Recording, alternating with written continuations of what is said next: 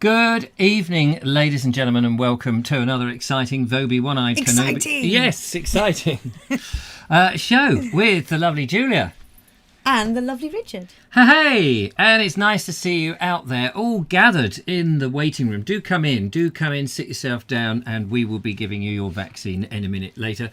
There's a vat of tea to the left. Yes, a plate of biscuits on the right. Stage left, that is. And biscuits to the right. Yes, exactly. And coffee over there.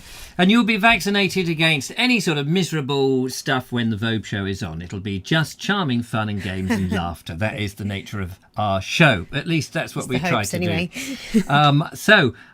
Lovely Julia, as people were out there, already 70 people, I can't believe it. Have you not got better things to do? That's unbelievable. Isn't it unbelievable? I was going to quote Simpsons, but then I forgot what it was. Oh, yeah.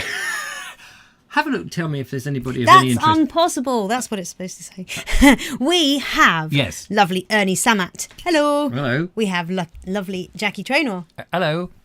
Jackie Traynor says she can't stay because she's got to go off and do some work. Poor Jackie Traynor. So soggy. Work until 11. Oh, what a shame.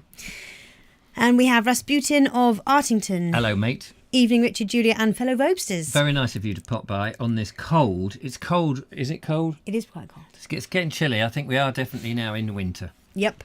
We have the lovely Andrew Norris. Hello, Andrew. He says, hey, Ernie, you're early. Yeah. Yeah, I was lucky to get in there before Ernie this evening, wasn't I? You were, weren't you? Cool. I tell you, there was a tight bundle at the door. Bit of a jostle. Yeah, it's like, hey, wait a minute, I was in queue first. Wait, no, hang on. Where's your pass?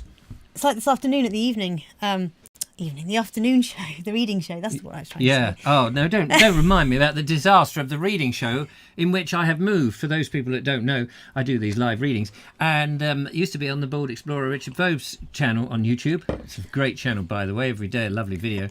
And I moved it to Listen with Vobes.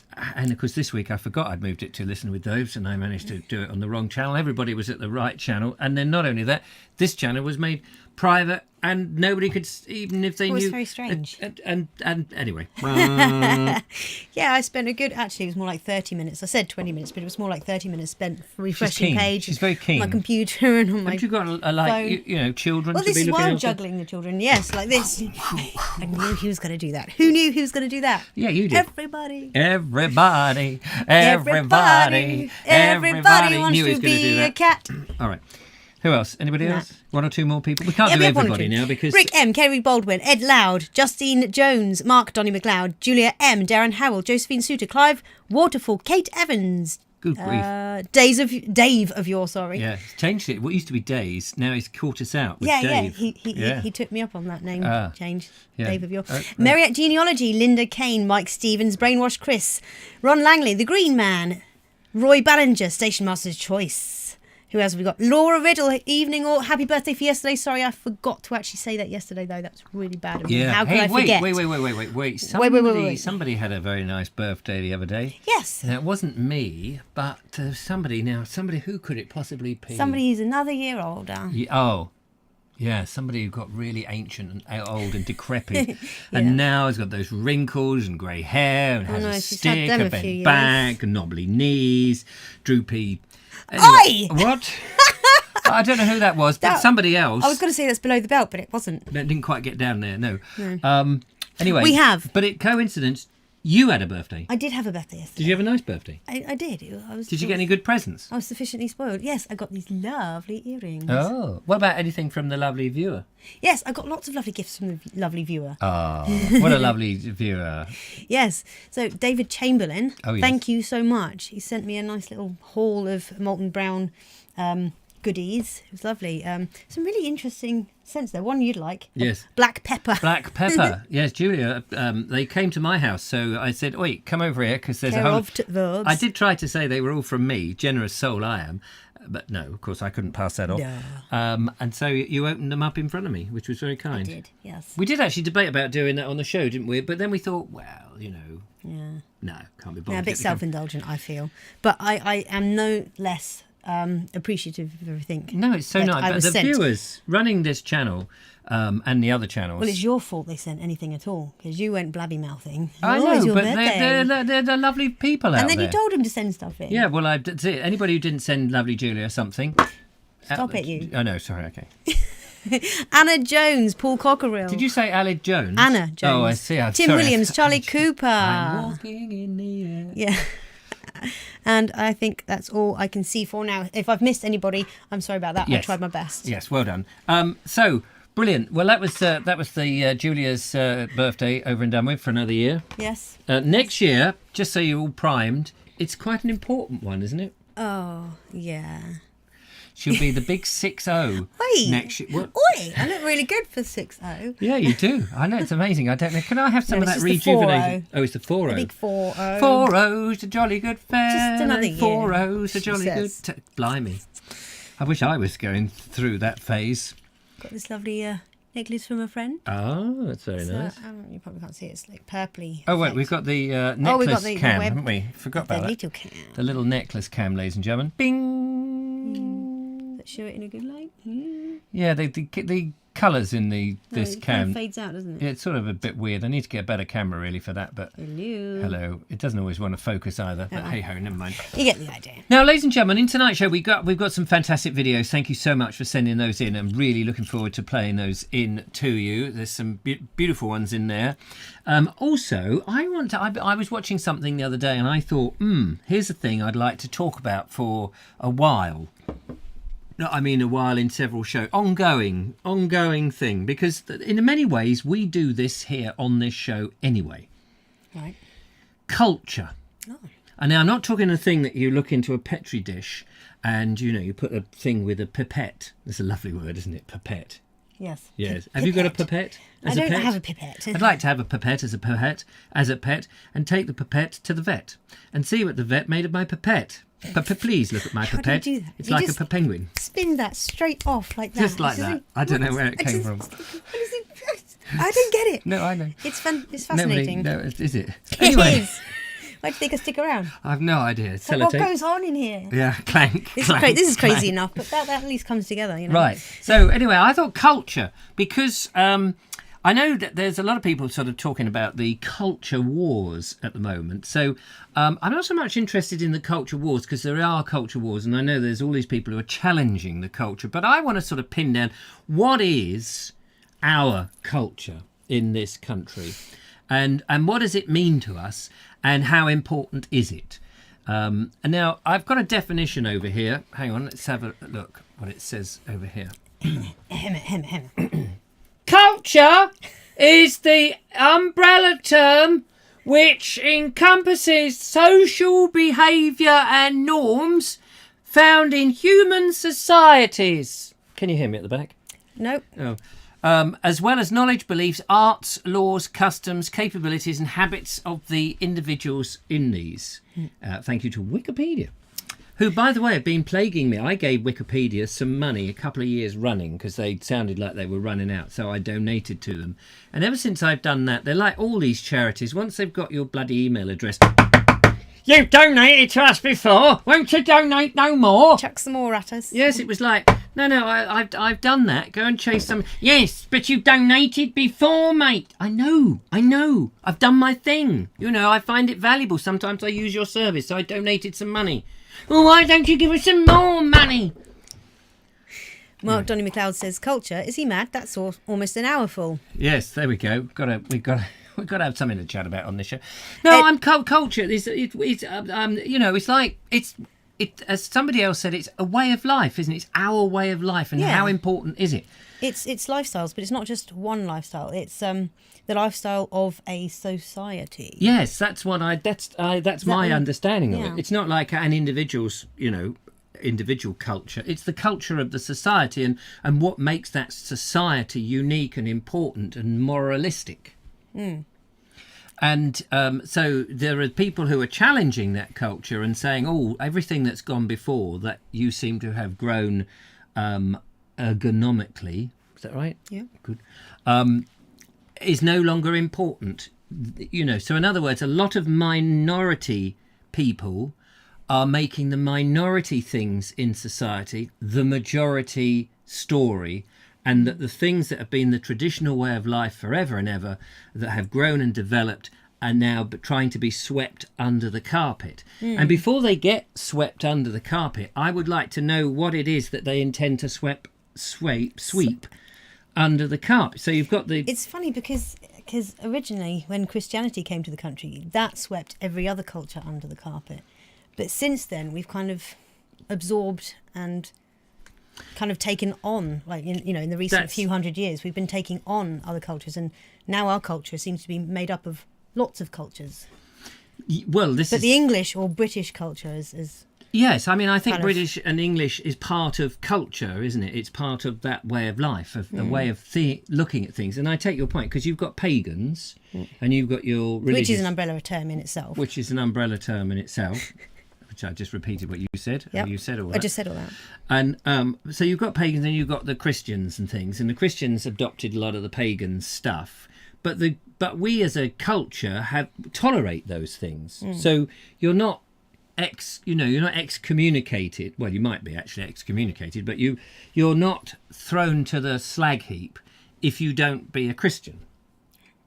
But with these culture wars, it seems that if you are of the wrong culture or the wrong bit of thinking, which has been the way we've been thinking for generations, that it's wrong, so wrong that it's so wrong that you've got to change your trousers or we will cancel you. And so whilst I'm not too worried about talking about the people who are doing the cancelling and all of that, because that's a more political movement stuff, and I don't want to get onto that because that really riles people up, but it's just focusing on what is, because it's part of the Bald Explorer as well, what is our culture, and some things which might seem old-fashioned and square, are they? That's the conversation that I want to get going. No, it's not every show's got to be about that, but because look, we've got videos. People show us their videos, and what we do in this show, we have a laugh and we have a joke and all of that, and people are part of this community, and it's part of our culture that we can do that. It's not a dictated thing. It's a sharing, caring thing. Any interesting comments on the back of what I've said? Ed Loud said, it's disappeared up there a bit. Could you scroll up a little bit? Yeah, I can. Scrolly. Scrolly. Just not too much. Ed Loud says, Boris, my sourdough starter is a culture. Yes, there you go. What? A culture. Yes, that's not the culture I was kind of referring to. Dave of Yore says, haute couture. Yeah. Look, you're deliberately mismaxing the words. Of course they will. Yes, so it's perfectly all right. That's what we do here. Yes, that's true. That's part of the culture. Vincent Quill says, Baldrick has turned up. Yeah. What did you do that made him say that? I had no idea. You must have done something. I must have done something. Kerry Baldwin says, you'd better let the BBC tell you what culture is. Oops, we said the BBB. Yes, you see, that's the thing. The BBC want to tell us what the culture is, and the mainstream media want to tell us what culture is. But actually, what they're telling us the culture is, I mean, they're telling us these history stories or rewriting history, and this is going on. And whilst that's happening, I want to sort of underline the culture that is there that they're trying to So I'm not sort of trying to jump on the political thing saying, the BBC, they're doing it. It's more about, well, before they get a chance to erase it, is to pin it down.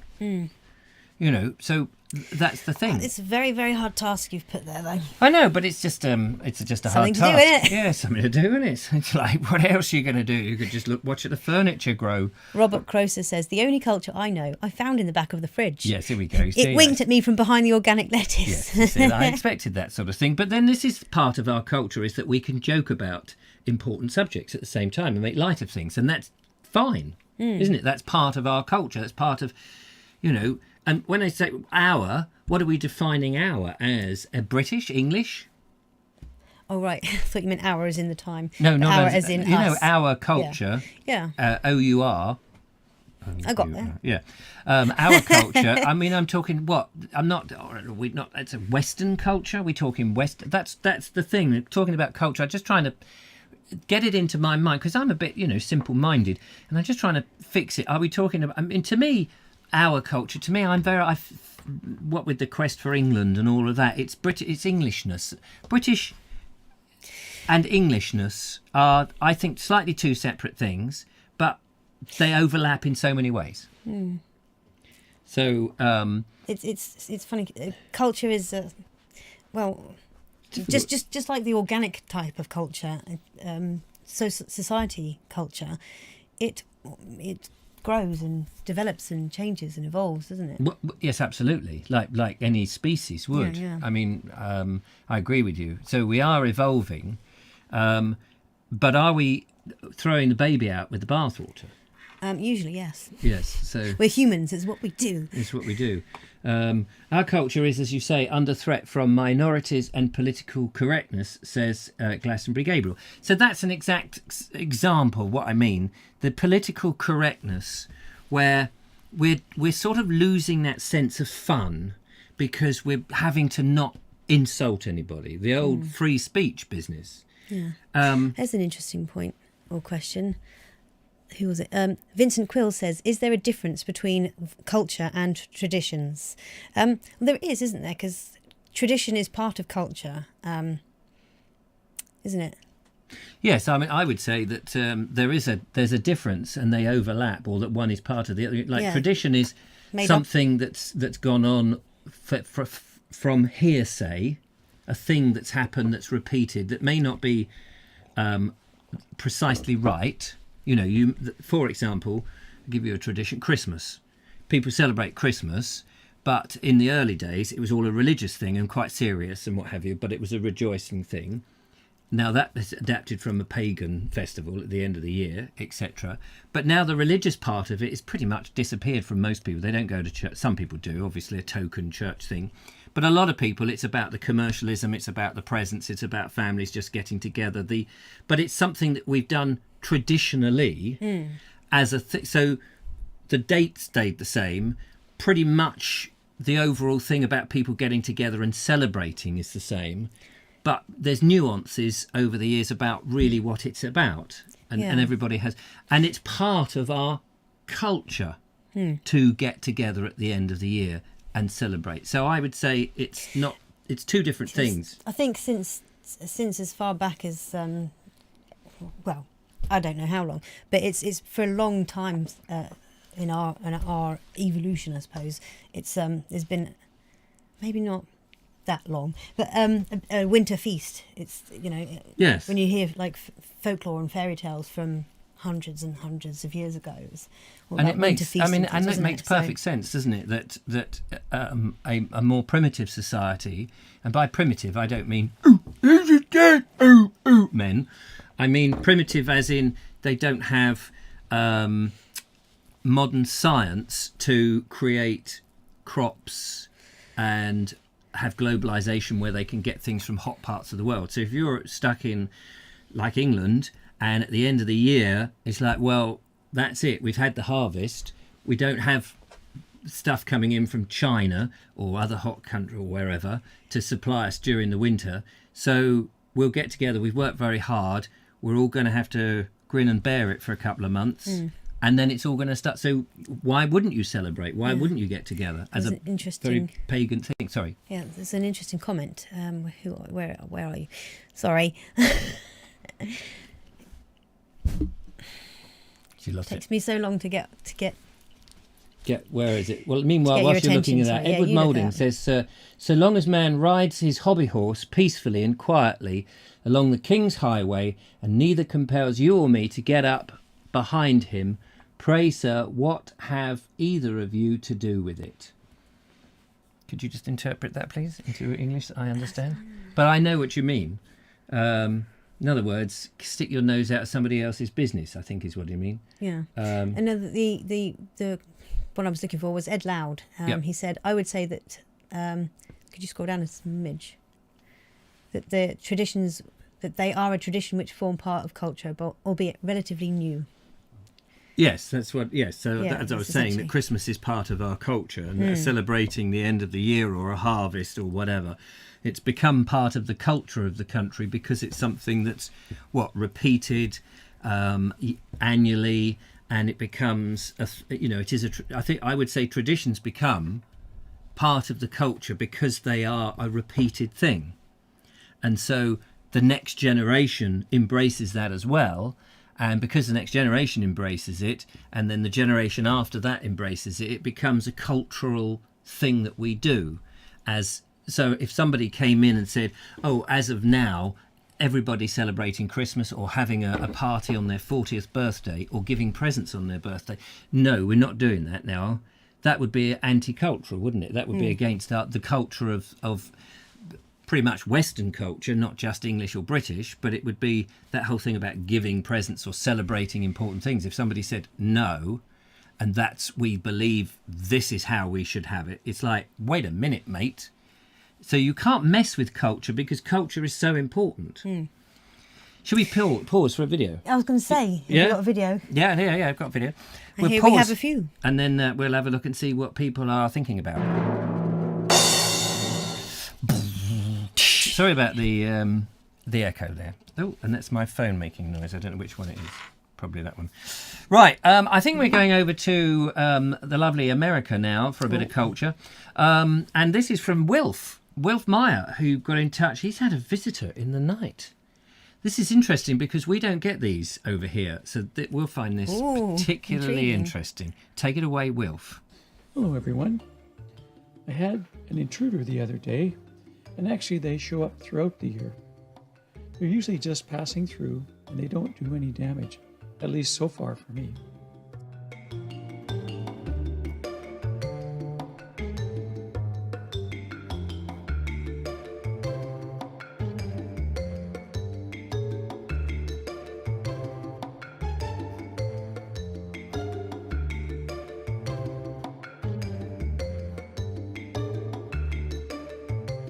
Raccoons are a common sight in our cities, and they've adapted pretty well to the urban landscape.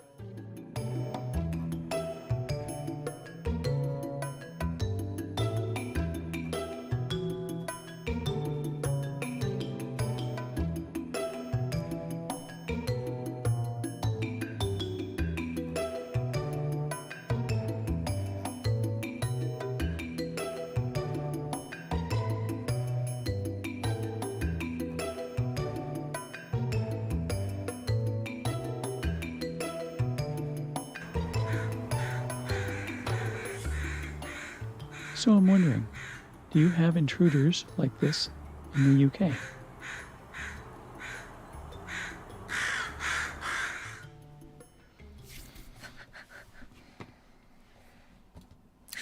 Wonderful stuff. Thank you so much, Wilf. Yes, how lovely. A bit like foxes, aren't they? They are so insanely cute, but they are equally mischievous. Like you say, they're like foxes. That's the only thing we've got in the UK that comes close to that. Yeah. But they've got their front paws. They can use a bit more like hands. I don't think they haven't got opposable thumbs, but they Have can they still got use their disposable fingers? No, but they kind of use their palm to. So they can but pick it's things more, up. Exactly. Yes. And like a fox, which you can't do that. So they can get into even more mischief. Right, because a fox will use its long nose and mouth. Yes. And it's and dig and stuff. And dig. But a raccoon can do everything a fox can do, really, but more. Anything you can do, a fox I can can do do better. better. No, a raccoon can do it better than you. Yeah. Yeah, how interesting. Thank you so much for that. That was lovely. And this is what I mean about the culture of this show. I mean, there's cultures within cultures within cultures, and the culture of this show is people are sharing the stuff that they do and the way of life that they have. And that's what I think is, I suppose that's where I'm trying to get to. It's our way of life. It just seems right and normal and natural, and it's not nice when people try and stop you having something which is something you've grown up with. Glastonbury Gabriel says we've also got badgers. That's true, but even they aren't quite as mischievous as foxes can be. So you don't see badgers they don't come coming anywhere up to near. No, they don't come up to your door, and you can't film them in the same way. They're a bit more shyer. Yeah.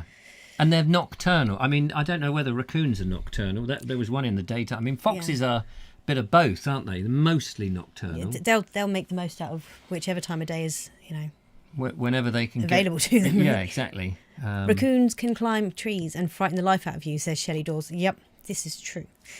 There was another great comment there. Where's Davy Crockett? Michael White says, I don't know what you mean. Oh, yeah, Davy Crockett had a hat made out of a raccoon. Oh, I see, yes, and of it course. had the tail hanging down, if I remember rightly. I can see it in my head now. Rick M says, we stayed in Wisconsin once, and there was a raccoon came up and emptied our bin outside the lodge every night about 11 p.m. Gosh, you don't have to even pay, you wouldn't have to pay rates if your raccoon comes and empties the bin. I mean, we've got bin men that do it here, of course, but it'd be much better if you got the raccoon. I mean, that's Wilf, if you can film them carrying off the bin and taking it to the tip, do they drive a little truck as well? Or maybe he means like us with seagulls. Yeah.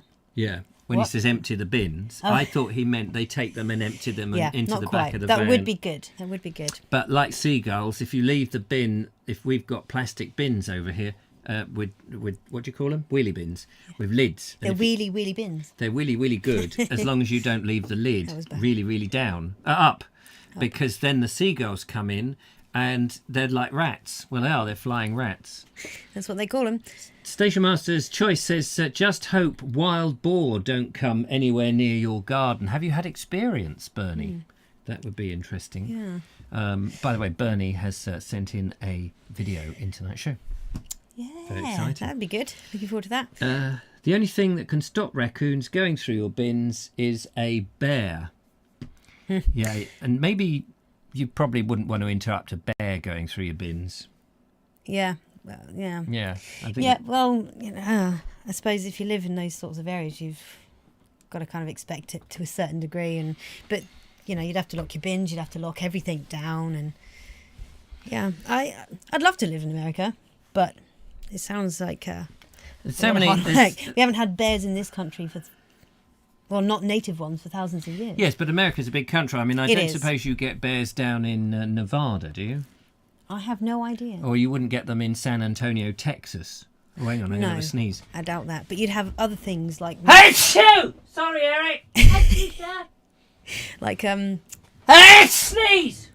Big cats, cougars and that was a big stuff. Can you? Or mountain lions and things like that. Ah, dear, the things you have to put up with. I blame James Fenimore Cooper, says Dave of Yore. Who's James Fenimore Cooper? He's a mate of Tarzan, isn't he? In Canada, they have bear-proof bins, says Mark Donny McLeod. Bear-proof bins. I've seen some amazing videos on YouTube and other places online of bears getting into bins, bears getting stuck in bins, bears being rescued from bins. It's quite entertaining, actually. Yes, I think wildlife in its own way dealing with human life is quite humorous. It can be quite humorous. They've got to adapt to living with us when they've got no choice but to live near us. Yes, and we don't help it really by being such messy, sloppy people. And just like cultures, animals and humans can clash like that. Yes, and crash. It's like if you hit a deer.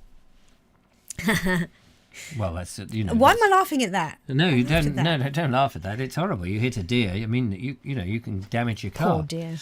Station Master's Choice says, I knew someone up near Lamberhurst once, just moved into a new house. That's nice. Just got his garden and lawn all nice and neat and mowed. Next morning, there was nothing except what looked like a building site. And that wasn't down to a bear. Presumably that was what? Badgers or... I have no idea. Not quite sure where that came from. What was the culprit? We must know the culprit. And Sean James Cameron says... he was talking about wild boars. Wild boars, of course. They will turf turn your whole garden over if they get in. Yes. Handy, though, if you want the garden turned over, but it's getting them to do it when you want them to do it. If you want to give us a call on 07934746790, what are you awing about? Jeff Kellison said, when I was a kid, I was on a school bus outside of Austin, Texas that hit a bear. So evidently they do get bears down there. Oh, right. Blimey. So there you go. Was he thumbing a lift or something? Well, you never know. They don't have thumbs. Oh, no, they don't even have disposable thumbs. 07934746790. We're talking about culture generally. What is it about this culture that you like? Is there certain aspects of the culture that you'd like to see swept under the table? Should we fight and defend our culture, or are you happy to embrace whatever comes down the street? Give us a call on 07934746790 is the number to ring. Rick Gordon says badgers are culled due to bovine TV. We saw quite a few at the side of the road around here, and I suspect that they haven't all been hit by cars. And that is one of the problems about using rifles to shoot wild animals like foxes, is because it's they may be marksmen using those but if they don't hit the mark bang on, oh God, the bang on. I didn't mean it to come out. It just came out like that. But if if you don't hit them like that, they can wander around in agony. So sometimes these, all these hunting techniques are doomed to fail in many instances, aren't they? Because these animals are small and they don't like being shot at like anybody. Jeff Kellison said it was in the middle of the night going to kids camp. Oh.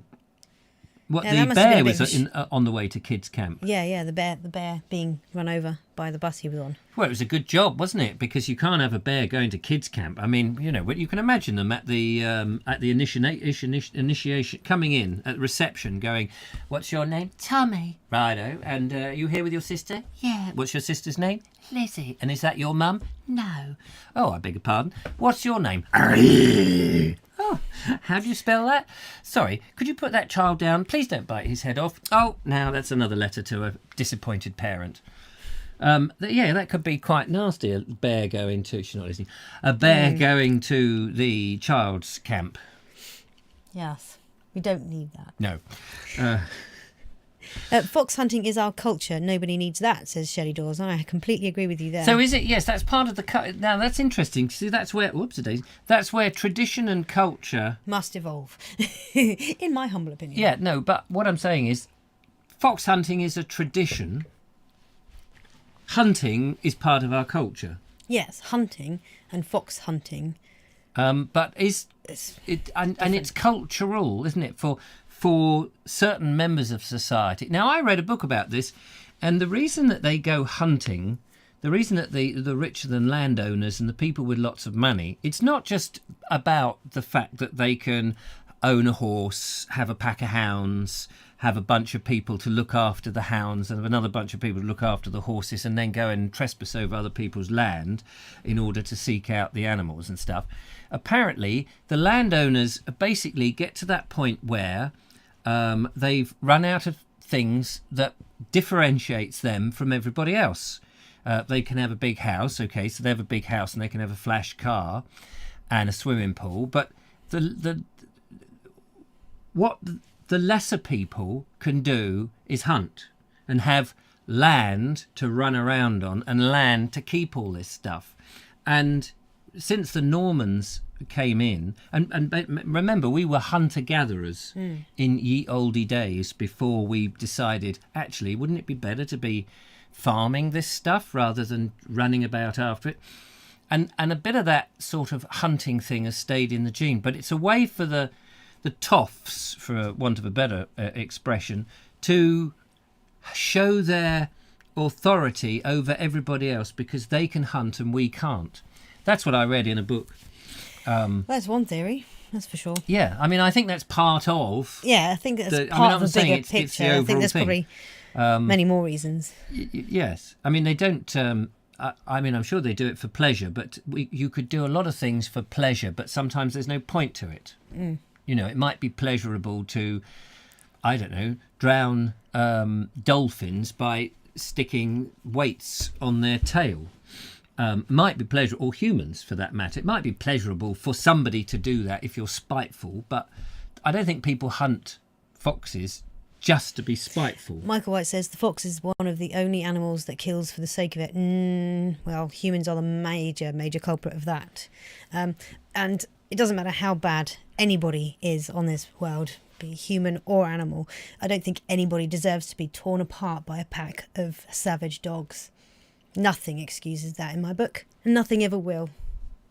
No, well, I mean, it's a very sensitive subject, that, and I have to sit on the fence a bit with fox hunting. I don't like fox hunting, but at the same time, I don't like the shooting of foxes or the tearing of them apart. But... Well, yeah, I mean, it's a rock and a hard place, really, isn't it? I mean, if you're going to have to cull them, shooting is, as far as I know, the most humane way of doing it, unless you're going to capture it and have it put down with an ejection. But then going back to the comments of the badgers, when you're culling badgers, if you don't get them right, they're wandering around with half their brains hanging out until they die in a horrible grisly death. So what I'm saying is there's no good, clean answer to any of it. But I don't want to get into it. But it's an interesting point that I was just trying to get to whether fox hunting is part of our culture, or I would say hunting is part of our culture and fox hunting is a tradition that's part of our culture. I'm just trying to, Leonard Smith says, best not see what foxes do when they get into a chicken coop then, Julia. Yes, unfortunately, you have to really protect your chickens. Otherwise, foxes will get them. Yes. That's a truism, unfortunately. Absolutely. Yeah. No, it's a difficult thing. I'm well aware of what they can do, Yes, but I mean, we don't... If your livelihood depends on animals and you're getting them eaten by whatever the creature is, you're going to take a view of that creature that's not a good thing, isn't it? Whatever it is. If you have a serial killer, we don't allow, we don't have them butchered to death, do we? No, we don't even have them put to death anymore. No, but I'm not saying that's right or wrong, But... No, but that's a difficult argument because you're talking about humans, aren't you? Yeah. And as a human species, part of our culture, and rightly or wrongly, isn't that we then treat humans like we treat animals, because otherwise we wouldn't kill any animal to eat, because we don't do that with humans. No, but there's a long way we can go to be more humane. Yeah, I agree. Oh, absolutely. I do agree that heck, we're not even that nice to ourselves, are we, really? We're not. We're terrible to ourselves. I mean, you think how we treat members of our own family. That familiarity breeds contempt. Yeah. We're terrible against each other. We do get a bit like that. Let's take a little breather and see what else is in the video box. And it's time now for a poem. Mike Stevens has been sending us in some poems. He's got a little bit of, I think this is Edgar Allan Poe, if I've got that right. Mike, take it away with a mysterious candle that, watch it carefully, because mysteriously, I believe, it dims. Or did it? Is it just a trick of the light, or was there something in there to give you a fright? And on a cold November night. Hang on a minute. I'm so sorry. I didn't realise that it's he sent it on his phone on a vertical. Mike, if you do send them in, please can you film them that way instead of that way? It's an easy mistake to make. It's just that in order to show the video, I just have to black us out. Otherwise, you'll see our sitting here in the background motion. So just bear with me a second. Bing. And on a cold November night, I bring you a poem of mirth and light about the sweet Lenore. Ah, broken is the golden bowl, the spirit flown forever. Let the bell toll, a saintly soul floats on the Stygian river. And Guinevere, hast thou no tear, weep now or nevermore? See on yon drear and rigid bier, low lies thy love, Lenore. Come, let the burial rite be read, the funeral song be sung, an anthem for the queenliest dead that ever died so young, a dirge for her, the doubly dead, in that she died so young. Wretches, ye loved her for her wealth, and hated her for her pride, and when she fell in feeble health, ye blessed her that she died. How shall the ritual then be read, the requiem how be sung? By you, by yours the evil eye, by yours the slanderous tongue, that did to death the innocence that died, and died so young. Pegavimus, but rave not thus, and let a Sabbath song go up to God so solemnly, the dead may feel no wrong. The sweet Lenore hath gone before, with hope that flew beside, leaving thee wild for the dear child that should have been thy bride. From her the fair and debonair, that now so lowly lies, the life upon her yellow hair, but not within her eyes. The life still there upon her hair, the death upon her eyes. Avaunt tonight, my heart is light, no dirge will I upraise, but waft the angel on her flight with the paean of old days. Let no bell toll, lest her sweet soul amidst its hallowed mirth should catch the note as it does float up from the damned earth.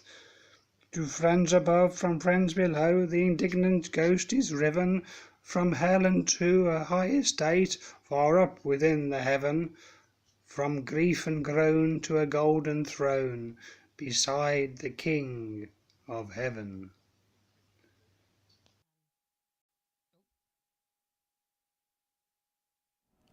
Hang on a minute, we are here. I've just forgotten to turn the camera back on. Just bear with me 1 second. Ding, there it is. We were too busy having a discussion about Himalayan rock salt lamps.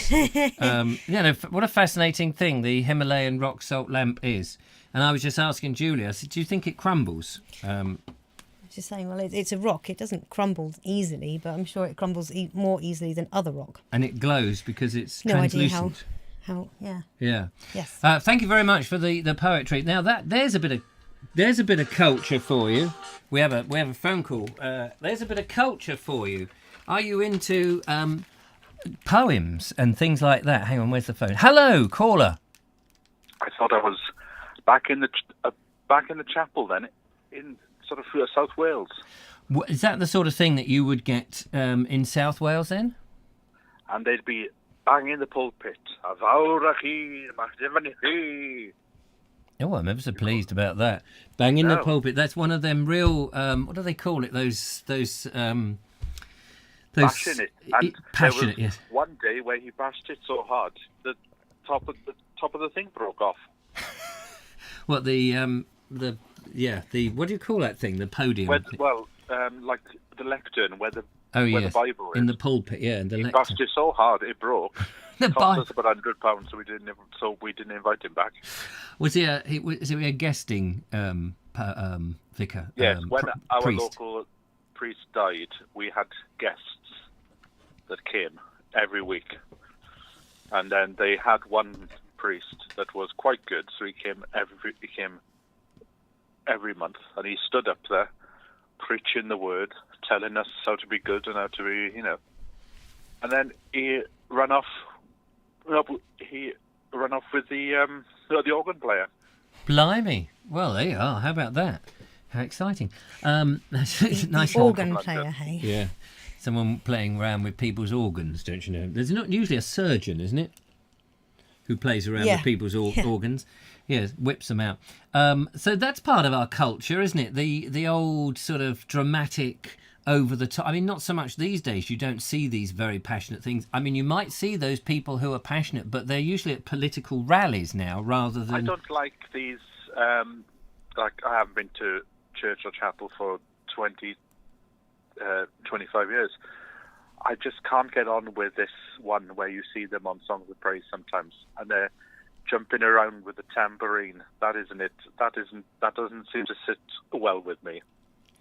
No, well, yeah, they've got like a jazz band in the pulpit. The Happy Clappy bunch. Well, do you know what? I actually like, would have as a kid when I was going to church, would have preferred a more balanced, sermon as such. Have some jollity and some lively gospel type. Well, they tell me now that when they put the collection box round, because I used to help with the collection box, you go around. So I said as a joke the other week to somebody, I won't be surprised if they do it by a credit card now. And apparently they do. They go around with a card reader. I've seen that why once. not? I mean, it's a good idea. If people have got no loose change anymore, and let's face it, every time you go to the supermarket and you go to the serve yourself counter, and then they say, sorry, we haven't got any, this is a card machine only, and you go, wait a minute, you're phasing out bloody cash, aren't you, through the back door by saying, oh, no, it's broken. But actually, I'm convinced that they're just trying to get rid of cash so that we have a cashless society. Yes, because if you get rid of cash, then it's easier to control. It's easier to control people. Yes, and you know where you are and where your money is, and HMRC can come after you and say, "Wait a minute, mate." But just talking about the badgers, there, we had a badger on our allotment site this year. Right. First time we've ever seen it, and one of the women there, she was like, "Right, well, we'll just kill that," and I was quite shocked, because a lesson that I'm learning through being a teen to sort of being 46 now, it seems to be the more religious you think you are, the more annoying you can become. So she was religious, was she, this woman? Oh, church every Sunday. Oh, right. Church every Sunday, but we'll first... kill all the nature that interrupts with our little allotment. And she was the first one to say, oh, we'll kill it. And then going back about a year ago, it's her and one next door to her, which is even more religious. They were the only two people on the entire site that I heard say the words, "I can't stand that Trump. He should be shot." And I'm thinking, it doesn't matter if you can't stand somebody, but you don't wish somebody else dead. No, and especially if you're so-called religious Christian or whatever, you know, what does that do to the faith? Well, I got quite angry, and I thought, well, I'm probably far more religious because I don't go to church. Well, exactly that. Well, there you go. And so I'm just looking here. Mark's Beautiful Landscapes, who says, I love Christopher Lee reading the Walt Whitman poem from The Wicker Man. I haven't seen that film. Oh, I'll have to try and find that. It's nice to see you out there. Mark. I still haven't seen that film. Mark's down there in Cornwall, by the way. They're in Tier 1. Oh, there'll be a lot of tears before Christmas. Oh, yes. There already is. There already is. Fire and Brimstone. Fire and Brimstone. That's it. The Fire and Brimstone Brigade. That's an old interesting thing. Thanks for bringing that to our attention, Sean. That's all right. It's very nice of you to call in. Very kind. Thank you very much. We're going to... well, we've got some more videos to go. Yeah, we got another 4, haven't we? Yes. So we'll catch up with you soon. Is he gone? I think he's gone. Thanks for calling in. Lovely to hear your voice. At least we say goodbye. I was listening to some radio station the other day and they don't even bother to say goodbye. You usually think they made their point and then suddenly they moved on from that and they don't go back and you think, well, what if you're that person? Are you hanging on waiting? Are you coming back to me? Have you ever... Oh, right. Oh, right, charming. I often think about the technical side of when I'm listening to things like that on the radio, because I suppose this is a similar sort of load of old nonsense. Lots of comments coming in. Yes, Michael White says, the worst thing about faith is religion. Quite agree. English Andy said, these people are not Christian. It's so crazy, isn't it? Ed Loud says, I always seem to get on with religious types, even though I'm not religious. At least I don't think I am. Strange contrast. They were discussing the Wicker Man film and how it's been remade, and don't watch the remake apparently. Oh, right. I don't even know what the Wicker Man is. Whoa, steady there, ladies and gentlemen. Sorry. All right. Hello, welcome to the show. Goodbye. Oh, goodbye. Hello, Thank you very much. Goodbye, nice. Darling. Because when I worked for the BBC, I used to hate it when they used to be halfway through a conversation and the caller would just be switched off. Yes, that's what I mean. That's why I was trying to be polite and saying, well, we've got to move on. Cheerio, old chap. Nice to talk to you. And you know, you're signalling that you've got to go, but some of these TV, they don't. And so the person is hanging on there, isn't it? Yeah, we thought you hung up. We thought you hung up. Well, I did, because I was trying to be professional. Oh, yeah, well, don't be. Just be ordinary. Anyway. Thanks for calling back. Yeah, bye. Ta-ra, Chuck. Goodbye. There we are. And I've hung up on him now, so... Yeah. Hey, does your phone do this? So there we go. Mark Johnny McLeod says, I went to a church as a friend was getting baptised. This bag, not mine. Oh, his bag, as in that's his thing, called the Life Church. Very razzmatazz, I must say. A band, singer, dry ice and lights. I thought I was on the town. That sounds... I agree. You know, I mean, I agree. whatever floats your boat, I suppose. Whatever gets you in the spiritual zone. I have no problem with from one, you know, a more serious type for serious people and a happy clappy for the happy clappies or razzmatazz. You know, it's if you are praising and rejoicing in your belief and your religion, I've got no problem with people doing that. I don't necessarily want to be involved. I might want to witness it from a historical, cultural point of view, or you know, in a video, and say this is what goes on in here. I'm not condemning it. It's funny. I mean, if there'd been a bit more, you know, of the not razzmatazz, but the happy clappy in church when I was a kid, Tits then and teeth. I'm sure I wouldn't have then had to seek elsewhere for something that fit me better, you know? When you say seek elsewhere, what do you mean? As in look into paganism and Wicca and Hinduism briefly. And I mean, like that. I think I mean, all within the culture, there are all these little topics. There's no R in topics. No. There's hazelnut in every bite. But yes, all these are like little interesting things that we could talk about. So one day we could talk about religion and talk about all the different types of those things that exactly that you said. Why is it that kids are even brought into religion? But why do parents even bring them in until they've got their own mind? It's a funny thing. In my mind, I mean, religion is a highly personal thing. Yeah. You know? I mean, everyone should have a slightly different personal religion of their own, you know? Absolutely. I mean, it's a very dangerous thing, really, I think. Josephine Suter says, was that LBC Nick Abbott? Because he generally doesn't say goodbye. He just cuts people off after speaking. No, I tend not to listen to LBC anymore. I did listen to it. Sometimes I like listening to Nick Ferrari, but I mean, you know, he's a sort of love-hate character. Speaking of Josephine Suter, if I may. Yes, you may.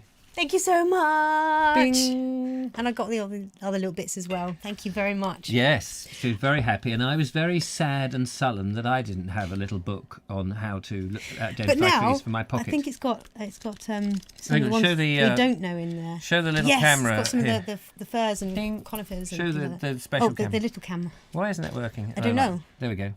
No, yeah, this way. So you've got lots of little. Marvellous, isn't it? It's got everything. grand. And you can have that in your pocket or your purse A or proper your bag. bird. I just read bird, so I said bird. Yes. Pocket-sized book. That's It's a fantastic. pocket-sized bird. That The other one. thing is, Did you ever find something that fit your requirements spiritually, Julia? Says Vincent Quill. I think the closest is Wicca. Basically, you know. Wikipedia. No. No. Wiccanism. Wiccanism. How do you say it What is even? Wiccanism? What is Wicca? Is that like it's modern witchcraft, but I say not that those because baskets, like witchcraft wicker is not a baskets. real thing Right. as such. I think Witchcraft is Hollywoodized.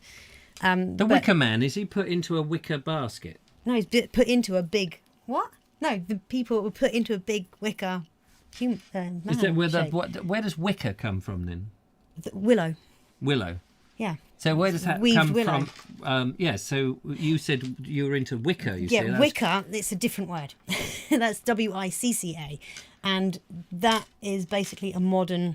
A new. Well, I say new age probably Harry about Potter 20 years stuff, ago. is it? No, that's a more recent word to say instead of witchcraft, because witchcraft has too many terrible connotations. Yes, of people with broomsticks. Yeah, like And- the film Wicker Man. Oh right, I haven't seen. From what the is- bits I've seen of it. What Wicker Man? When is that set? Closer. To Closer. I mean, is it tell- modern no, day? tell- Is it modern day or is it ancient day? Not ancient day. It's Middle Ages? Modern day, if you're going to be like that. Yeah, modern day, but not now. No, because it's an old film. It's like Yeah. a 60s film, isn't Yeah, it? yeah. I mean, I've never seen it. All I know is somebody gets burnt. I have no idea why or what it's about. So Rasputin says nothing wrong with paganism. And Deborah Martin says LTC would love Beltane Festival with the burning of the Wicker Man at the Buster Ancient Farm. It's fantastic. Isn't it? I mean, the Wicker Man, burning this wicker bloke, is that not a bit of a nasty thing to do, like Guy Fawkes? Is it really necessary to burn Guy Fawkes or any people at the stake? No, well, it goes back to what I was saying, it doesn't matter what someone's deserved. If you're going to have to kill them, make it quick and humane. Yes, absolutely. I mean... in fact, we've had a conversation here, I think it was a year or a year and a half, 2 years ago, something like that. We were discussing a celebrity or something.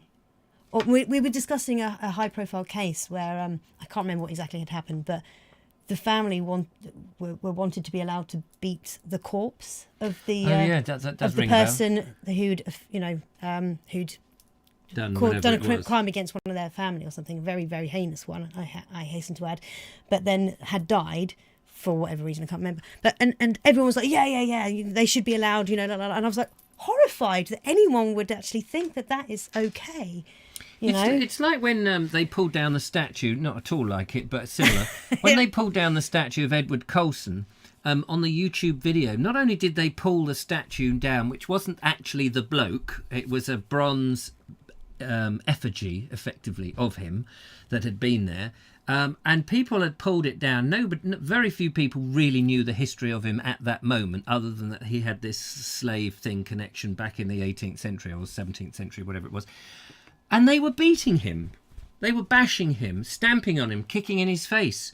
And it was like, it's a really weird thing because that's not him. He's been dead for 300 or 400 years. He can't feel it.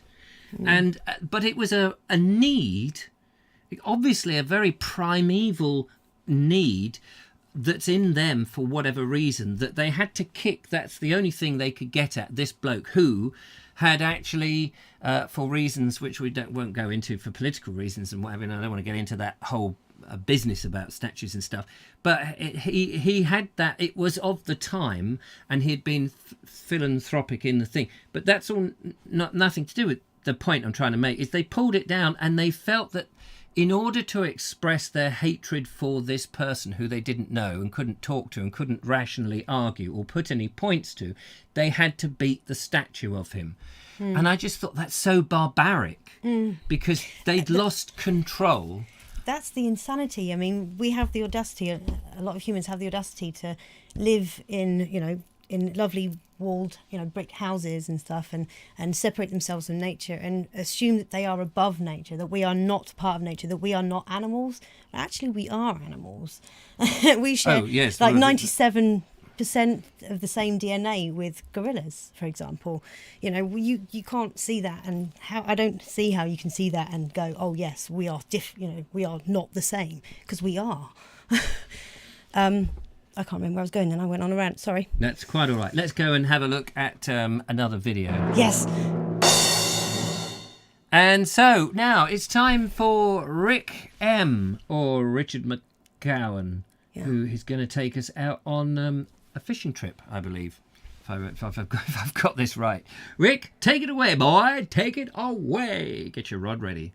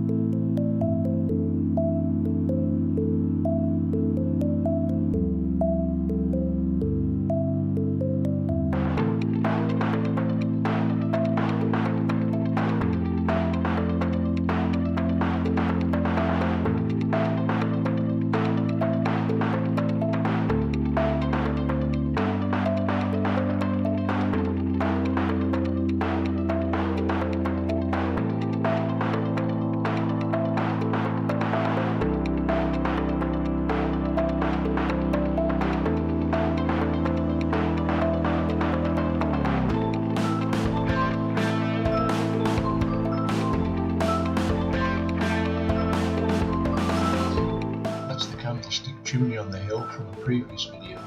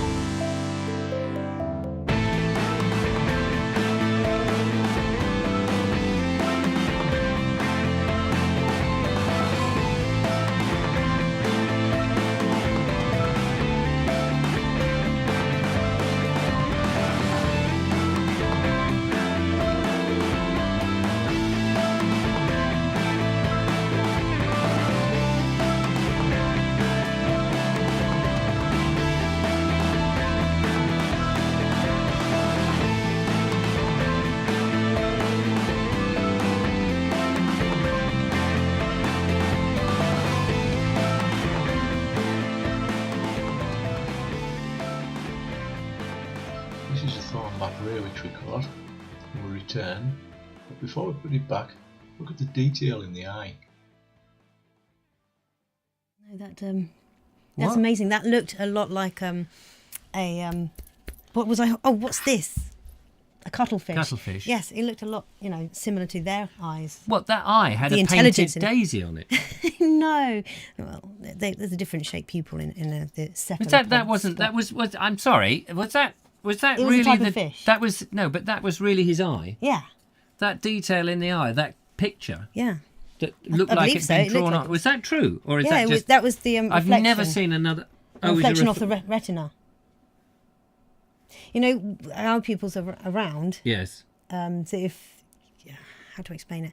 When you get the reflection off the retina in a photograph, it's the same thing. Oh, it's a reflection of something else. No, of the pupil. Never mind. I don't know how to explain it. Hang on a minute. Can we have a look at that again? I want to just see that thing. Hang on. I'm just going to see if I can get to it. Bear with me, caller. I'm going to see if I can. How do I do this? Hang on. What kind of fish was it anyway? Did he say? That. A thornback ray. That's why. Did he not say? That can't be true. I'm sure that's the shape of its pupil, basically. Well, that looks like a flower. Yes, it's amazing, isn't it? That can't be his eye. I can tell you what kind of plant it looks like, but... I mean, it looks like a daisy with that can't be his eye. What do you say? It was a thornback ray. That's why, because rays are in the same family as sharks and all that. But how does it work? How does the eye see with that a flower? I mean, that's the most peculiar thing. There are so many different designs in the natural world for an eye. But I've only ever seen any animal has a round pupil and a... You haven't looked at the animals properly. I mean, I know some, but then cats have the yeah, but they're black, aren't they? You need to. I mean, the way it takes in the imagery, surely. Yeah, that's just a reflection of the light, the sunlight from the retina. So that's not really its eye. That's just a reflection of the sea and the... No, but the colour you were seeing. No, it was the pattern of a daisy. Oh, the pattern is part of the eye. I'm sure. Right, what was it? It could be part of the eyelid, says Nigel Sadler. I mean, it's the most peculiar thing I've ever seen. Cuttlefish, they're common on the Cumbrian west coast. Clearly, they're common in England. Because we found a whole load in tomorrow's video. You'll see Julia is out there battling against this sea serpent in tomorrow's video. My goodness, it was quite dangerous, and I had to be about 300 feet from in a... No, actually, it is actually part of the shape of the iris and stuff. I mean, I haven't read the description, but look. Show the little camera. Hang on, I've got to get it up. My goodness. Oops. You got it? 5%ings. Hang on, let's find that one. Let's try that one. You see that? Oh, up a bit. Can't quite. Can't you do it on the screen? What screen? That one. I can do it on the screen. I'd have to search for it. What's it called? Thornback ray. Just bear with us, ladies and gentlemen. Sorry about Thank you so much. A thornback ray. It was Rick M, wasn't it? Yes. Thornback, my baby. Thornback to me. Now, yeah, just written. While he's doing that. Thornback. Look at that. Ray. It's a cuttlebone. Has anyone ever seen such a tiny one? I mean, obviously, it's got to be a common thing that cuttlefish die at all sorts of ages. I suppose I ought to put the eye of a thornback ray in, shouldn't I? Yes, eye.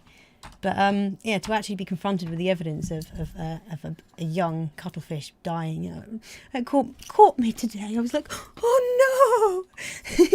Here we Horrified. go. So they are black. Beggar. They are black. Yeah, but I thought that it was one the shape up there that you were struggling with. Yeah, but look, these have got little... Hang on. I think that's just where it's closed right down. Oh, I see. That's closed. Oh, yes. Yeah. I was going to say it needed to have a black... It's the shape of the iris is what I meant, not the pupil. The pupil is just the gap in the middle. I meant iris. You see, that's more like what I was expecting to see. As an eye. Yeah. Aye, tiger. Aye. Know what I mean? Anyway, there we go. The cultural Robert Croser says, Thornback Ray sounds like a blues singer. You're right, it does. Thornback Ray. Hello. My next song tonight. They'd make a good band name, wouldn't it? Blues band. So there we go. Just mailed you. It's part of the eye. Thank you, Sean. I haven't got my email account up at Rick the moment. M says it's the iris, so they can see in very low light, like a dogfish. Yeah, that makes sense. Like a dogfish, eh? That makes lots of sense. Well, I think what we'll do is we'll go into another video straight away because time is a creeping. It is a creeping. Yeah, it is a creeping. It's going ding. It does ding, that. Ding, ding. It does that. A bit like that, anyway. Okay, so, ladies and gentlemen, it's time for... Another video? I was just trying to get it right. I was just thinking, there's a moment of Murphy, and then there's the Andrew Norris moment. Aha! It's time for the Andrew Norris moment, ladies and gentlemen. Time to peace and chill. Hello, Vobesters.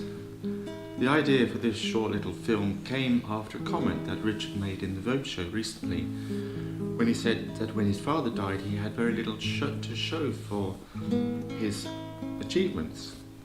And I felt a similar experience when my father died some 14 odd years ago. I was left with just a little box of trinkets, and I thought that this is not much for a life well lived. I knew that he had been a veteran of Arnhem,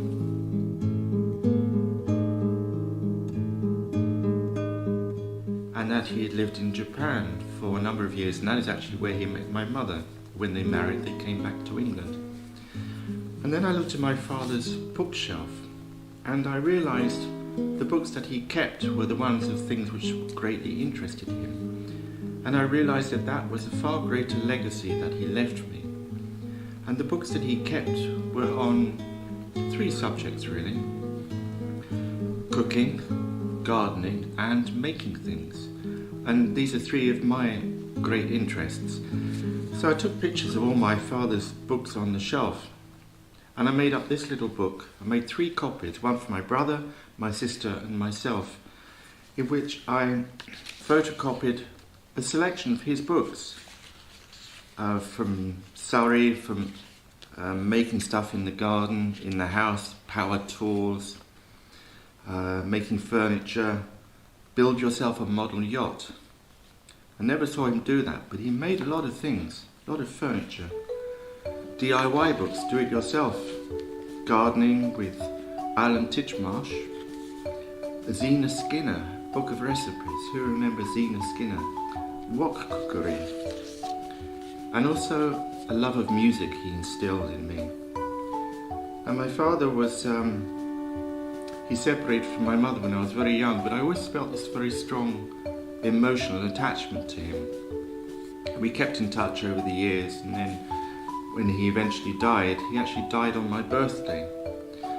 Now, I take that as a kind of positive sign that he's kind of handed on the baton to me to continue the pleasures, the joys that he got from cooking, gardening and making things.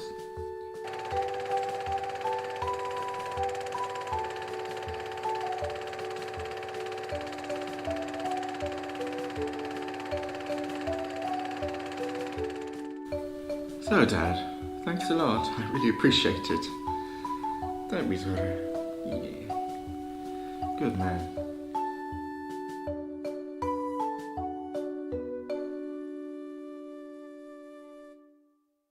Aww. How about that? That was lovely. Very, very charming. So nice. Very lovely.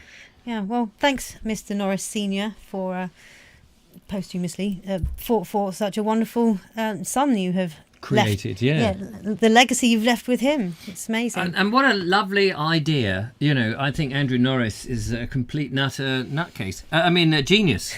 Nutcase, genius. There's no difference, is there really? I think what a clever thing to do is to make a little book of all the books that his dad had. I mean, what who would think to do that but Andrew Norris? It's genius.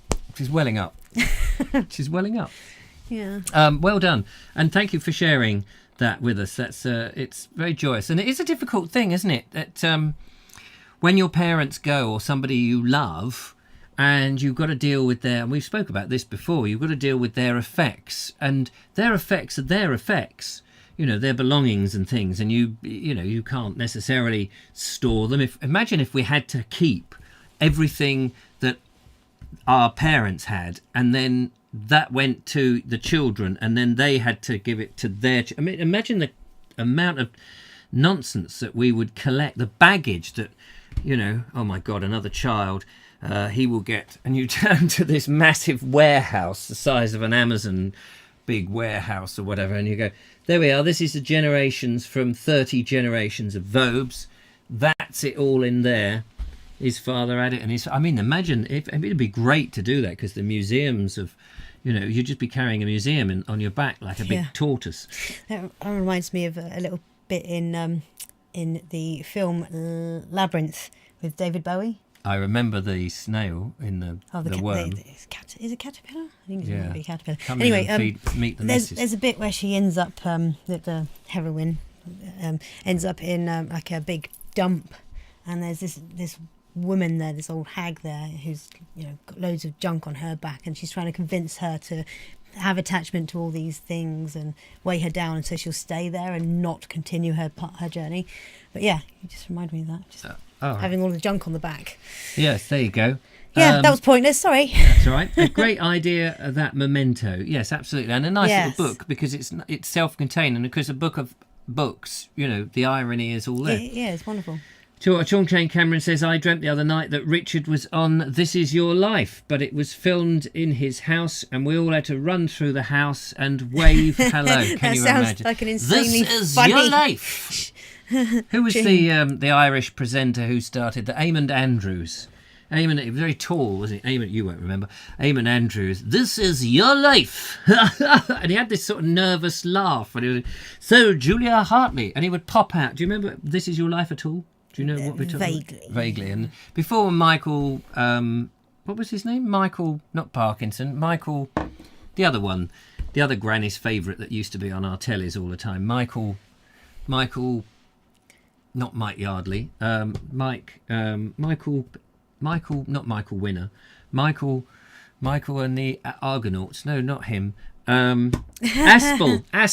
Somebody's already written it down now, but it hasn't come up yet though. Michael Aspel. Before he did it, didn't he?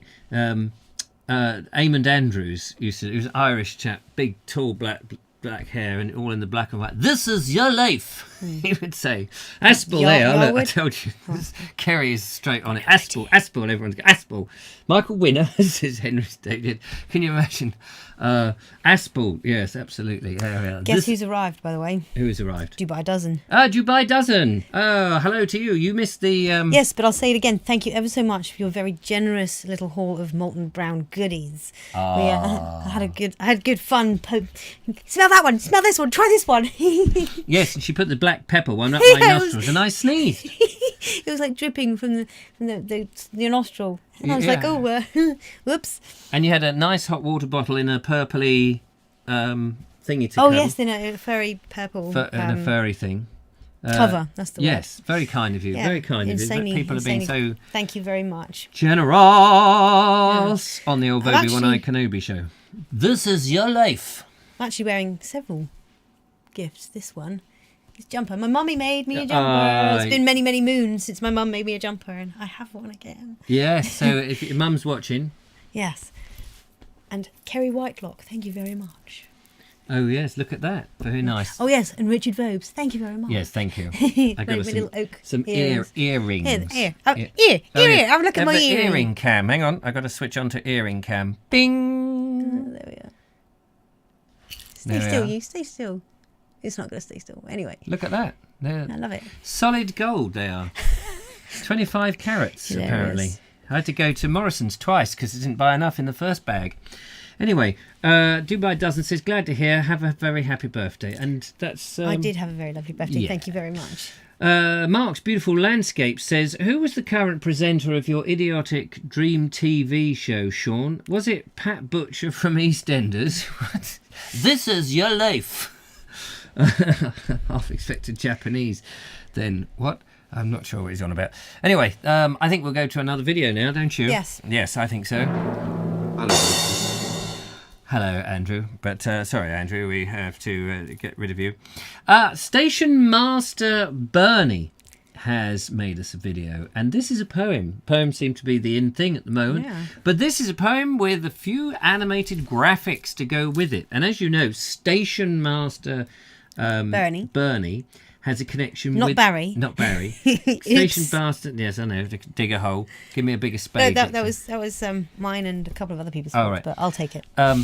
Station Master Bernie has a connection with trains, obviously, because he's a station master. That's the name's in the thing.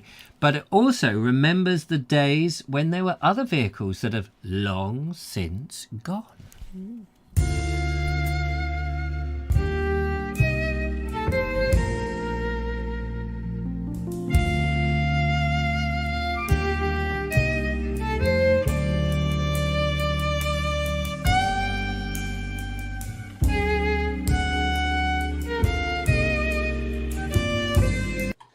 Life's a peach. on Cooden Beach, standing in the sun, and I'm back in time, 1959, but the trolley bus is gone. They took away the copper wire that gave this bus its life. An act of vandalism or a sharp cut of the knife? The motor bus that took its place has long since disappeared. There's a minibus from time to time, but it's not the same, I fear.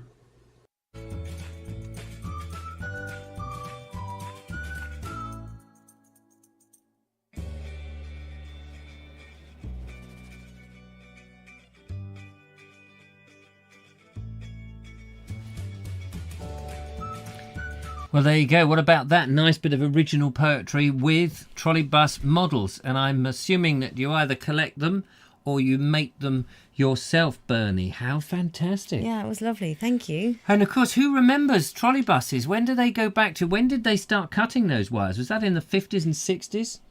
I don't know. And also, I'd be interested, that road that you showed, is that where they used to run down? On that, that particular stretch. I like looking at old pictures and then looking at where we are today, and you just think, have we progressed or have we taken a step backwards?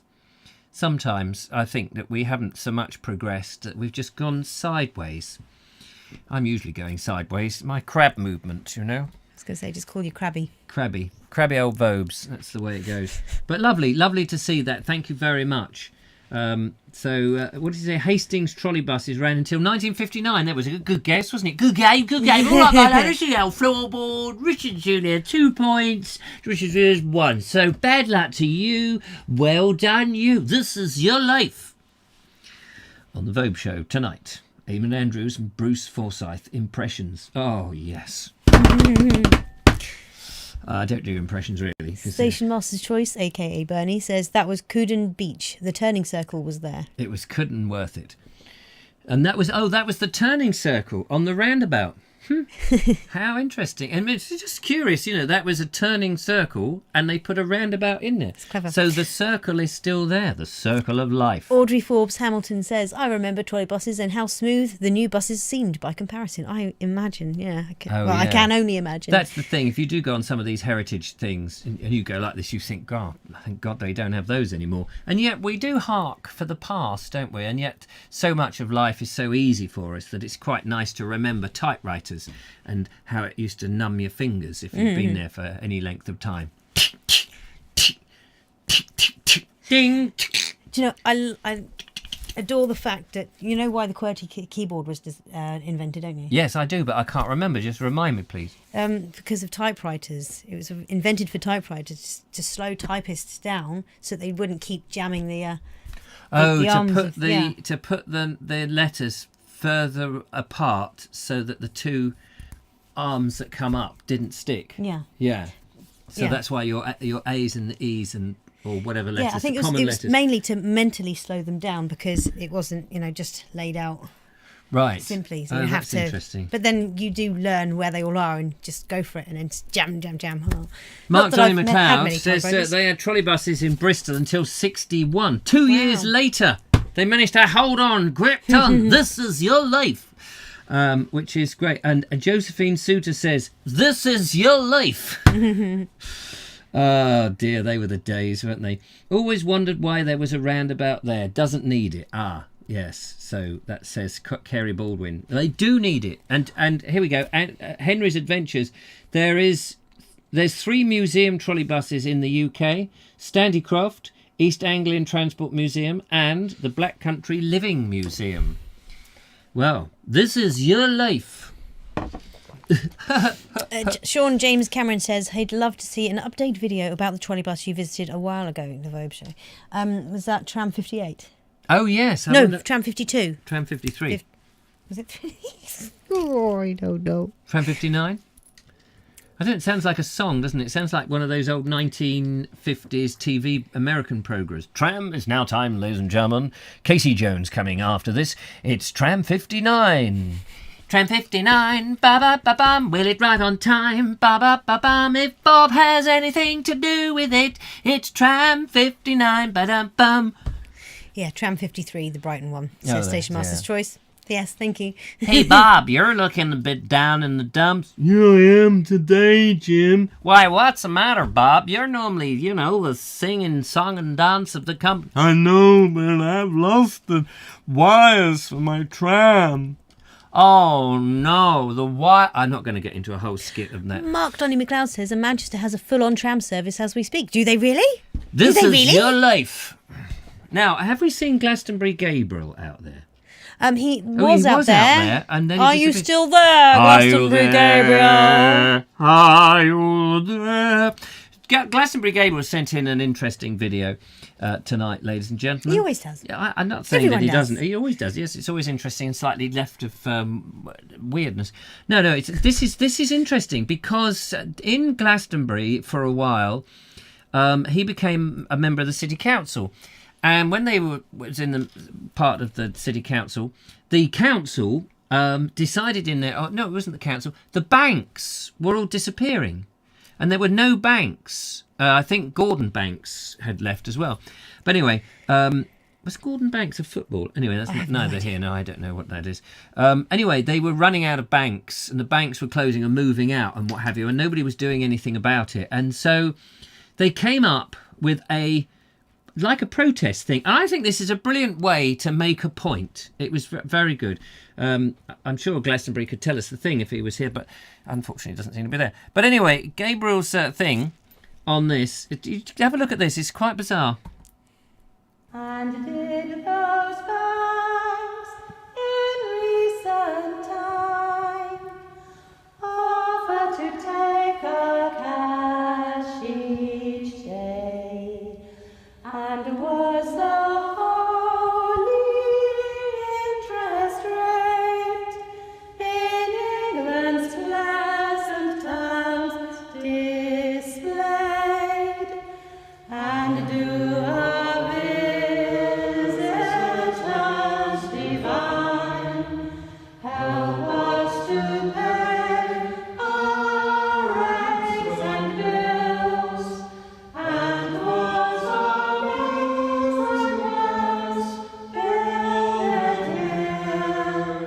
amongst these bright green lovely hills. Bring me my cash of early gold, let me hang where I desire. Bring me my change of tills unfold, bring me my profits of fire. We shall not cease from campaigning, nor shall our town sleep in our hand, till we have kept one final bank in England's green and pleasant land.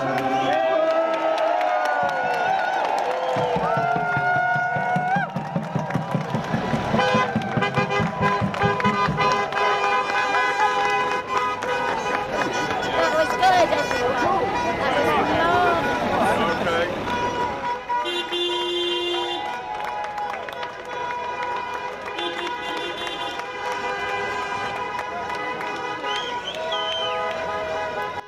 Obviously, don't sign up to it now because that was in the long distance past, and I believe that one bank has got in there. But what a clever idea, and what a brilliant way to protest. Yes, amusing and clever all the same Clever time. and creative, and not just people rowdy and all that, and Not violence for violence' sake. no, exactly. And I think more of that sort of thing is going to be persuasive. But when I watched that, and I just thought, blimey. If ever there was an opportunity for somebody just to set up a bank, instead of all these people moaning, we need a bank, we need a bank, we need a bank, is nobody going to do it? I thought, why isn't there somebody setting one up and just going, well, I'll be the bank. Give me all your money and I'll look after it. We have a phone call. Hello. Evening. Evening. Glastonbury Gabriel, you can tell us the outcome, can't you? Yes. first thing now, happy birthday to you, happy birthday to you, happy birthday, dear Julie, happy birthday to you, Diddle-dum. and all that sort of thing. Oh, thank you very much for that. Thank you very I'm much. sure she appreciates But what did it. you just call me? You just called her Julie, didn't you? Did you know that's an entirely different name? It's a different name, different person. Julie! Thank you very much. Julie! Sorry. Julia! It's my singing voice. Anyway, Yes. how are you all? We're good, thank you. Absolutely fantastic. What a brilliant thing. When was that? When was that video made? 2015. 2015. And I just love the idea, really, of taking a hymn and turning it into a song, into a protest thing. And what? Tell us the story then. What happened? Well, basically, within 6 weeks, we had 3 banks closed in the town, leaving the bank with no banking provision. So we, the group basically set up various things. There's another video I can show you later in the week, if you like, which is quite funny, but part of the same campaign. And we got the public involved. And we wanted to basically shame the banks. We knew we couldn't stop them pulling out because they're big corporations and little towns don't matter to them. And basically all the banks now are just withdrawing into town centres and opening what look like amusement arcades full of machines. But what we did want to do was try and leave the town with some sort of banking provision. Our first task was we managed to get a couple of ATM machine companies, independent ones, to put ATMs in. And ensured they were free at the point of use. And then the day the last bank closed, I got a phone call from Nationwide saying, we would like to come and have a bank in your town, please. Would you like to meet with us? So basically, we achieved our goal. We made such a noise. I mean, this went up to Parliament. Questions were asked in Parliament. The MP was there singing. Did you see Michael Eavis from Glastonbury Festival stood next to him? And the guy conducting, by the way, was a friend of mine, a guy called Charles Hazelwood, internationally famous conductor who was so excited about coming along and joining in. He wanted to come along and conduct it. Oh, fantastic. When you said that Nationwide got in touch with you, of course, I immediately thought of Michael Barrett, Nationwide. Da-da-dum, da-da-dum, da-da-dum, da-da-dum, bum-bum-bum-bum, ba-dum-bum-bum-bum. And I thought, oh yeah, and Sue Laurie. But that, of course, you're talking about the 70s then, not 2015. You meant the banks, the Building Society stroke bank. Clearly, yes. And Nationwide, though, it's so in my childhood memory as a TV program. Brilliant. But what a great way to protest! And did that have an influence? Oh, it did. Well, I mean, one of the main influences, we had got a phone call saying, "Would you like us to bring a bank there?" Because if we hadn't done that, that wouldn't have happened. We wouldn't have a bank now.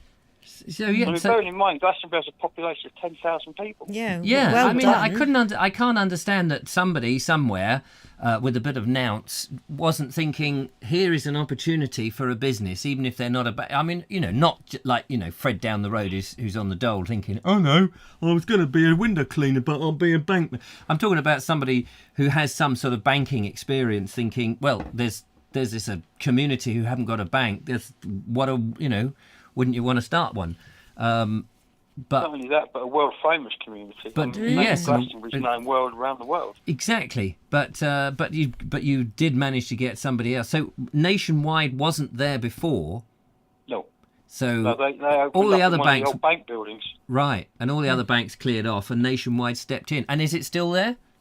Yeah, still there. Yeah. Still doing great business. Been open right through the lockdown and everything, serving the community. Fantastic. And is it the only one?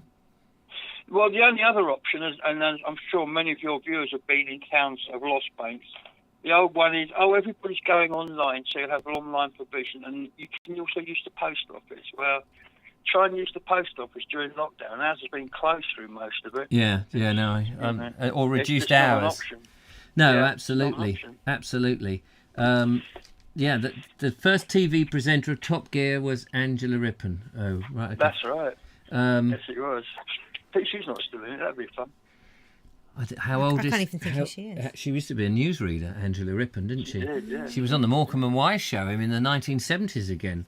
We're talking about. Did. Is she still alive? I believe so. Yeah, she's on television. She does songs of praise and that sort of thing. Well, you get to that age, you need to just make. Favourite. Yeah, you've got to check in with the right space. Have I got that little pot? In the old days, that used to be, I'll pay for this part of the church to be built, and you'll have an effigy of me, and I'll pay for some monks to come down and pray. Now, of course, they have to present hymn programmes. That's how it works. Yes, but you think in this day of equality it'd be her programmes now, wouldn't it, as well? Well, you would think so, but that would be changing our culture too much. Yeah, don't do that. But I think that's a funny thing. Is that unique, do you think, what they did down there with the singing of the bank to British way of life? Would you get that in Spain? Would they do that? Would they do that in Saudi Arabia, that sort of thing? Sorry, what? I honestly don't know. I mean, it is a very British thing. I mean, flash mobs have been popping up all over the world. And it was, back then, flash mobs were fairly new. I think they're a bit more common now. But, you know, we want to involve the community because the community was being the one hit by this. Yes. And we wanted, because I'm actually good friends now with a guy who was the local television interviewer. Because he used to come out, and he supported us, and he was, every time we did something, he'd come out and report on it. So it was getting television coverage, it was getting radio program coverage. A couple of societies were talking about us, and our campaign was used as a model in other towns, apparently. Well, it's a brilliant thing, and as you say, I think it is totally British, and it's something that we need to do more of. That localism, people in the locality caring about the locality, and not just as somebody. I don't know where this comment came, but most people seem to live in their work and spend very little time where they live. They seem to have their life, you know, they'll eat their sandwiches and lunch and dinner where they work. Working to live and living to work.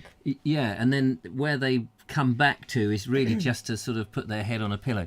And I think that the whole localised, you know, localism, people in their towns, developing the towns they want, not how somebody up above is telling them how to live their lives. But brilliant. Well done. Thank you so much for that. We're going to have to go because it is after 9:30. It is. And I'll clear off. Yeah, no, please do. But no, lovely. Watching the other video in later in the week. Yeah, please. Yeah, no, yeah, it'd be interesting. I'll do that then. Yeah, thanks very much. Thanks for calling in. Take care, Mr. Gabriel. Mwah, mwah, mwah, mwah. Bye. Darling. Whoops. Incidentally, Glastonbury did let me know that there is a parcel coming for you, belated for your birthday. Bless him. Yeah, bless him. Still using the last thing he sent me. Yeah, so there And you can say that about a lot of things that Kellison have sent in. Yeah. Oh my gosh, my English is going all over the place. Time to end the show then. Thank you so much, ladies and gentlemen, for tuning in on this cold Monday evening. It's been lovely having your presence here. This is a wonderful cultured environment that we have here, and God bless you if you don't come again. I don't know what that means. Any last quick comments to go? Ed Loud says, even in London, there were places where people have no access to banking with reasonable travel distance, especially heavily disabled people who need parking and access. I don't know that you need to point out that they're that heavy just because they're disabled. I don't think that's very nice, is it? Heavily disabled people. I mean, there might be light disabled people as well. Sean James Cameron says, lots of people in my area just sleep here, then leave in the day. That was a joke, Ed, by the way. That was a joke, just in case you suddenly thought, oh, is he having it? No, that was a joke. It's the way... Anyway, it doesn't matter. It's like that thing about when they say, oh, this is the disabled access. You think, well, you'd think they'd fix it then, wouldn't they? So that poor people who can't walk very well can get in. I hate those signs, you know, disabled access. Well, what's the matter with it? It looks all right to me, but if it's disabled, I use the front door.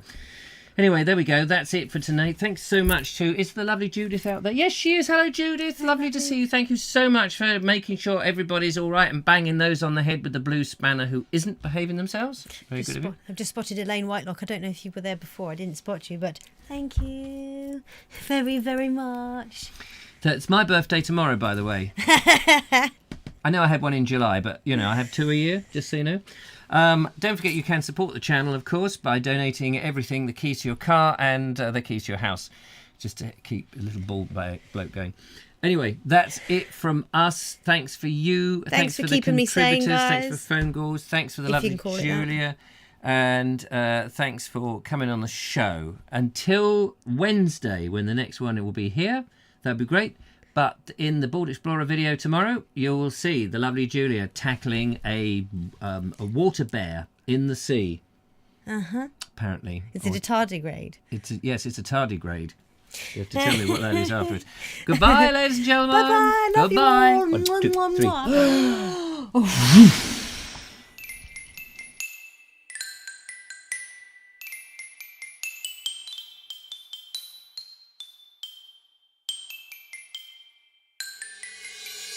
Bye.